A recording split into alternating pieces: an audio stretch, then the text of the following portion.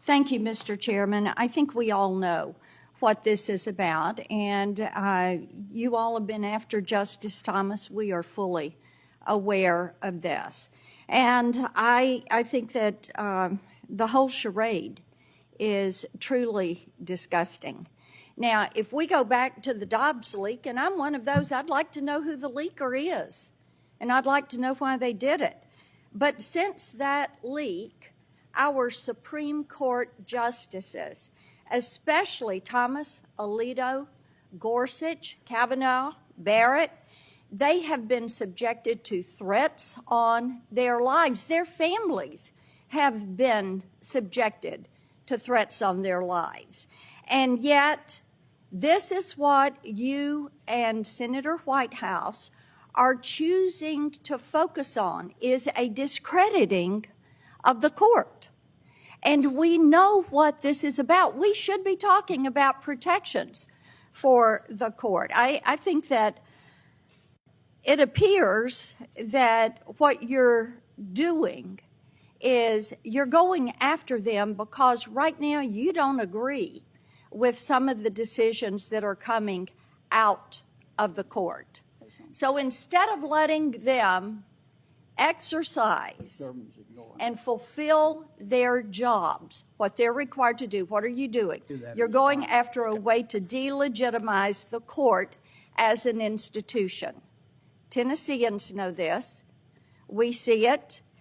But, you know, Senator Graham mentioned Justice Sotomayor. Now, this summer, what we learned was that over the years, her staff has pressured public institutions to buy her books.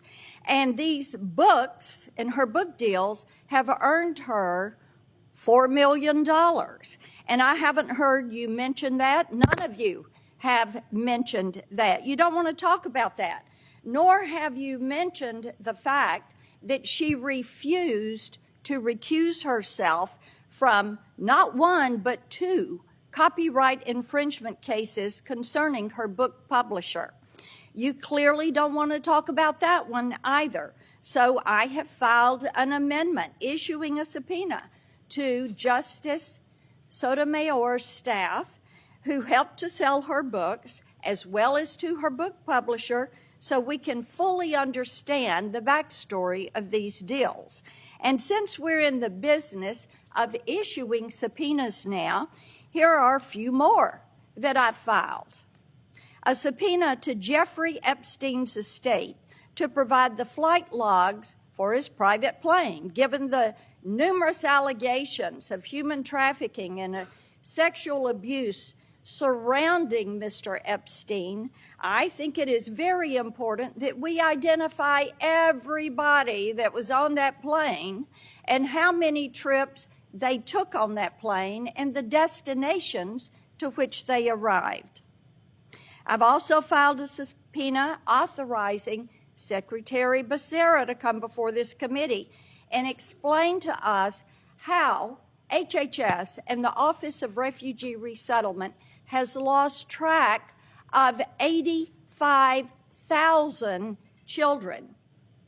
In addition, I filed a subpoena to compel the Biden DOJ to provide all documentation about their disastrous decision to terminate the successful China initiative. That was a program that was critical to targeting and prosecuting Chinese spies in America. Next, we've got to get to the bottom of the far left's effort to take down President Trump. That's why I've filed a subpoena for all documents relating to any political donations and participation by Special Counsel Robert Mueller's staff. And let's talk about the two tiers of justice that we're all seeing in the Biden administration. This administration loves to talk about misinformation, but they clearly have the goal of censoring conservative speech online. In the latest example of this, DOJ, on behalf of the FTC, filed a privacy and securities practices suit against Twitter. So I think we need to get to the bottom of President Biden's efforts to silence Elon Musk.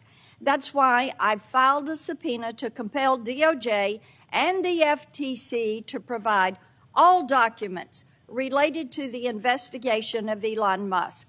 So, Mr. Chairman, I think there are real issues that we should be talking about: social media and the way it's destroying our kids' lives. Wall Street Journal has an article in on this today.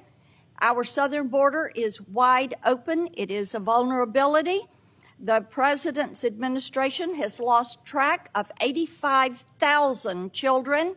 The world is on fire, but what you have chosen to do is to launch an assault on the legitimacy of the Supreme Court. If you want to take up our time and go there, Mr. Chairman, we can all go there. I think this is a sad day for this committee and for the confidence that the American people would like to have in our institution and in this prestigious committee.